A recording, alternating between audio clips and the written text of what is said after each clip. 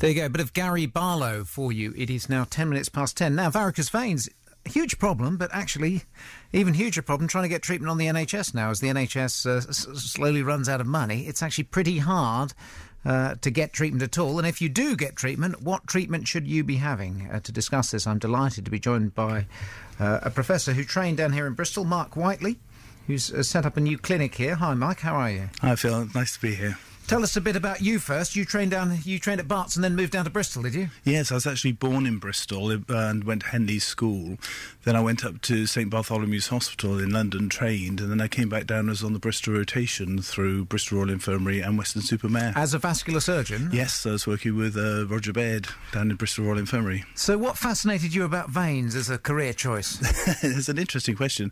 When I got picked up as an academic in Oxford a few years ago because I was publishing so much research and winning prizes, and what I noticed is that people were spending all their time looking at arterial surgery when indeed you made very little difference to people's quality of life or length of life. When you looked out into the waiting room, for every one person you were seeing with arteries, you had about 100 people out there with veins.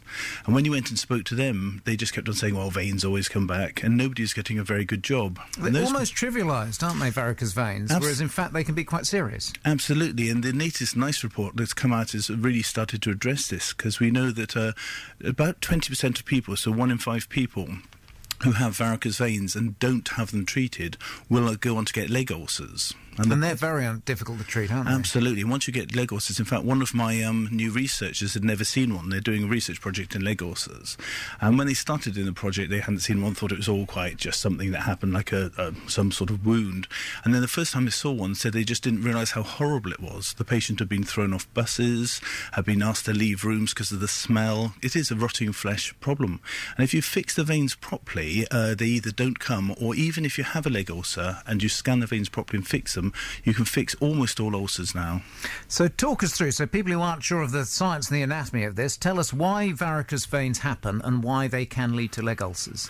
Well, what we have to do is we have to get the blood back from our feet back to our heart. Obviously the heart pumps it down to the feet in the first place, but to get it back afterwards to be reoxygenated and get more blood, we have to pump it against gravity. And so to do this, we have to be able to move.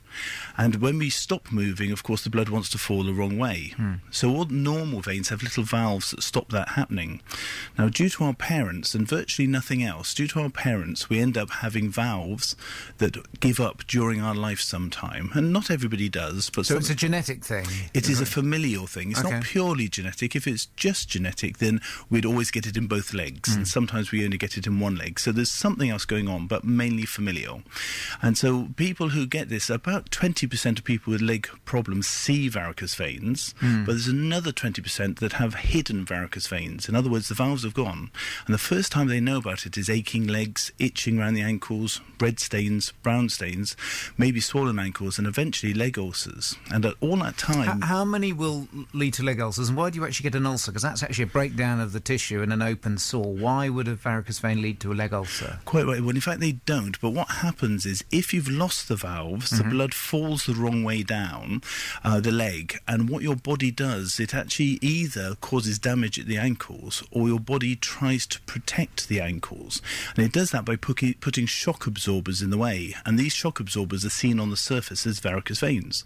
So in fact, like in the title of my book, it's actually the varicose veins are the good guys. They're actually trying to stop you getting leg ulcers. So that's why a good vein surgeon, a good GP, will never look at your varicose veins and tell you about your varicose veins. They'll look at your varicose veins and say, I know what's going on inside, that must be scanned. So it's only a sign of what's going on inside. If you're saying the varicose veins are the good, I mean, certainly when I trained for many years, they would strip out varicose veins. Are you saying that stripping them out can actually do more harm than good? Absolutely right. The trouble with stripping is it's not aimed at the varicose veins you can see, it's aimed at the underlying cause. But we won a prize in 2005 and published our research in 2007 and again in recently. And what we've shown is if you strip the veins out, they just grow back again. And by 5 years after stripping, 82% of people have grown the same veins back, either totally or in part. So it's a useless operation. And that's why NICE has followed what we've been saying now for the last 10 years. And you should have your veins treated by endovenous laser or radio frequency, which burns the veins, and that prevents them coming back. And we're just publishing a paper at the moment showing that after 11.1 years, if you burn the veins, they just do not open up again. So given that NICE has advocated this, and that people in the NHS are entitled to treatment that NICE has advocated, why is it so hard to get your veins treated in the NHS? Now, I can talk to you about the science of it, and I can tell you what's right. I'm afraid I'm not political, and I can't tell you that. So the clinic you've opened here in Bristol is entirely private, is it? Or can NHS patients be contracted out to your clinic if the NHS decides that it's necessary? At the moment, I run courses and I run clinics to give the best in varicose veins. So what we don't have any contracts with the NHS at the moment, although we're open to having them. The point of what we do is we're just trying to look for excellence in veins. So all the money we earn from our clinics goes back into research through the University of Surrey to make sure we're getting better and better treatments. So in terms of the risk, how likely is someone who's got significant varicose veins to end up with ulcers if they're untreated? Well, it's about 1 in 5 to get leg ulcers that we know, and of course another 1 in 5 with hidden varicose veins, people who don't even think they've got varicose veins. They go to their GPs and they see a red stain, a brown stain or swollen ankles. They're just at the same 1 in 5 risk. Right. But in addition to that, you've also got the risk of bleeding, and you've also got the risk of clots like phlebitis. So how do you assess them when they come to your clinic? How do you find out where the veins are if they're hidden? The only way you can assess veins that have been shown to be absolutely the gold standard is this thing called duplex ultrasound scanning. Right. And like NICE says, it's not good enough just for a doctor to do it themselves. You need somebody who's trained full-time and part of what's called a vascular service. And that's doctors working who treat the veins along with vascular technologists or radiologists who are expert at doing this ultrasound test.